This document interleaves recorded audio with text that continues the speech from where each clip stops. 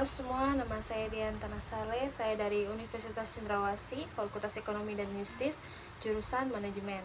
Saat ini saya akan mempresentasikan hasil materi saya yang berjudul Karakteristik dan Manajemen Keputusan. Yang akan saya bahas tentang pengertian karakteristik dan hubungan dengan manajemen keputusan, tipe pengambilan keputusan, ciri-ciri karakteristik pengambilan keputusan. Karakteristik yang dimiliki seseorang mampu memberi pengaruh besar bagi setiap pembuatan keputusan yang dibuat. Suatu keputusan akan menjadi lebih memiliki mutu dan sesuai dengan harapan jika keputusan tersebut dibuat dengan memahami berbagai karakteristik dari para pemakai keputusan tersebut. Karena inti dari ilmu manajemen adalah mampu membuat dan memberikan keputusan yang bersifat aspiratif atau memuaskan banyak pihak. Seorang pengambil keputusan memiliki karakter atau watak yang sangat berbeda-beda. Ada yang cepat dan ada juga yang berhati-hati dalam bertindak, sehingga dia lebih mengedepankan resiko yang akan terjadi. Seperti kita ketahui, pengambilan keputusan harus mampu memberi pengaruh besar bagi setiap keputusan yang dibuat, sehingga suatu keputusan akan lebih memiliki mutu apabila dibuat berdasarkan karakter dari pembuatan keputusan tersebut, dan keputusan tersebut nantinya akan bisa diterima banyak orang. Adapun seorang pengambil keputusan biasanya memiliki pertimbangan dalam mengambil keputusan tergantung karakter individu masing-masing.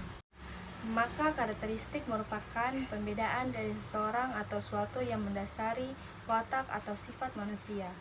Ini termasuk ciri-ciri fisik ataupun tindakan manusia dalam menentukan keputusan sehingga mampu memberikan pengaruh pada setiap keputusan yang dibuat oleh orang tersebut. Selanjutnya kita masuk di ciri-ciri karakteristik pengambilan keputusan. Yang pertama, takut dengan risiko yang akan terjadi atau risk avoider. Karakteristik ini di mana seorang pengambil keputusan lebih cenderung berhati-hati dalam melakukan pengambilan sebuah keputusan, karena bisa saja keputusan yang diambil justru akan berdampak negatif bagi semua pihak dan akan menghancurkan karir dari pengambilan keputusan tersebut. Dan sebaliknya, apabila keputusan ini berhasil, akan berdampak sangat baik bagi anggotanya. Penganut risk avoider ini cenderung lebih sulit untuk memimpin dan lebih sering menjadi pengikut kebijakan yang ada, sehingga jauh dari resiko yang akan diterimanya. Dalam pengambilan keputusan, seseorang akan cenderung menjaga aset dengan baik-baik dan tidak ingin memasuki wilayah yang menantang, dalam hal ini percobaan yang dianggap baru.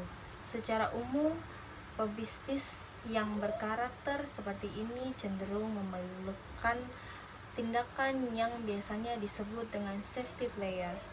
Penganut risk avoider cenderung sulit memimpin dan lebih banyak menjadi follower, bukan seorang inovator. Yang kedua, sangat berhati-hati dengan resiko atau risk indifference.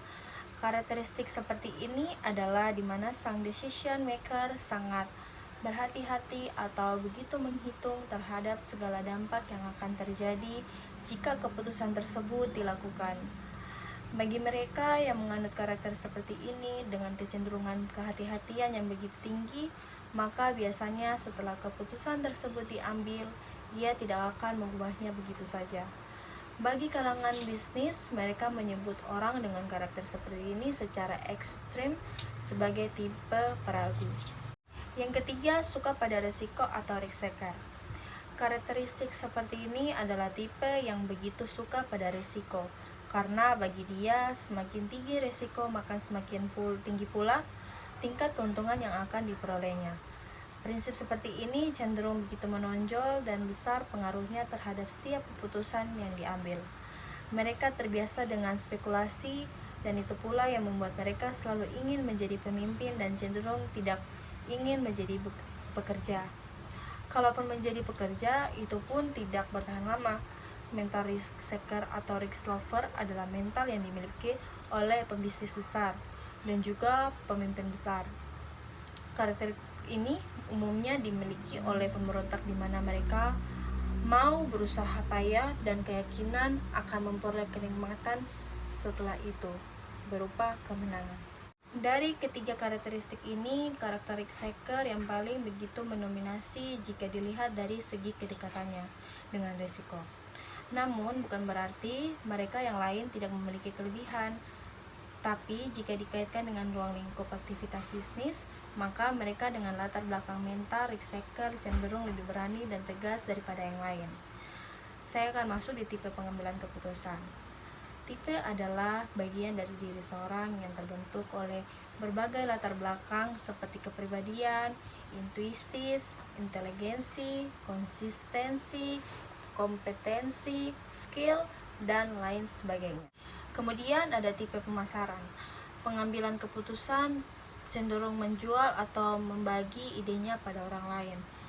Lalu ada tipe produktif, penuh dengan inisiatif dan kreatif. Hal ini dibuktikan dengan adanya kemampuan, pengetahuan, dan keterampilan serta pandangan yang lebih jauh ke depan. Selain itu, tipe pengambilan keputusan dapat didasarkan pada tipe kepribadian manusia. Setiap orang memiliki tipe kepribadian yang berbeda-beda atau tentunya yang dominan dibandingkan dengan tipe kepribadian lainnya. Adapun pendapat saya dalam pengambilan keputusan yang disesuaikan dengan tipe kepribadian yaitu sebagai berikut. Yang pertama, tipe kepribadian saumitis. Tipe ini paling baik dalam hal berurusan dengan orang lain secara antusias, menyatakan pemikiran dengan penuh gairah, memperlihatkan perhatian. Kelemahan tipe ini adalah berbicara terlalu banyak, mementingkan diri sendiri, sulit berkonsentrasi, kurang disiplin. Yang kedua, ada tipe kepribadian melankolis. Tipe ini paling baik dalam hal berurusan dengan orang lain, secara antusias, menyatakan pemikiran dengan penuh gairah, memperlihatkan perhatian. Kelemahan tipe ini adalah berbicara terlalu banyak, mementingkan diri sendiri, sulit berkonsentrasi, kurang disiplin. Yang ketiga, tipe kepribadian phlegmatis. Tipe ini paling baik dalam hal berurusan dengan orang lain secara antusias, menyatakan pemikiran dengan penuh gairah, memperlihatkan perhatian. Kelemahan tipe ini adalah berbicara terlalu banyak, mementingkan diri sendiri, sulit berkonsentrasi, kurang disiplin. Nah, adapun cara pengambilan keputusan sesuai dengan tipe kepribadian manusia. Cara pengambilan keputusan tipe kepribadian saumitis yaitu mengutamakan musyawarah kelompok untuk menghasilkan mufakat. Dengan demikian, tipe pemimpin seperti ini masih mempertimbangkan opini, saran, pendapat dari bawahannya atau meminta saran orang lain. Kurang cepat dalam mengambil keputusan karena butuh masukan dari orang lain. Cara pengambilan keputusan tipe melankolis kurang cepat dalam mengambil keputusan, dalam artinya tidak tergesa-gesa. Dia ingin hasil yang perfect, maka dari itu butuh pemikiran yang matang sehingga hasil yang dicapai dapat dengan mudah dikomunikasikan atau disampaikan kepada orang lain. Tipe ini paling baik dalam hal pekerjaan yang memerlukan keputusan cepat, persoalan yang memerlukan tindakan dan pencapaian seketika, bidang-bidang yang menuntut kontrol dan wewenang yang kuat. Kelemahan tipe ini adalah tidak tahu bagaimana cara menangani orang lain, sulit mengakui kesalahan, sulit bersifat sabar, terlalu bekerja keras. Cara pengambilan keputusan tipe phlegmatis. Cara pengambilan keputusan dengan ragu-ragu karena dia terbayang-bayang rasa cemas dan takut, akhirnya sia-sia pemikiran solusi tetapi tidak menjalankan karena takut dengan kegagalan. Sekian dari hasil materi saya, semoga dapat berguna dan dapat dimengerti oleh teman-teman sekalian sebagai pelajaran di rumah. Terima kasih.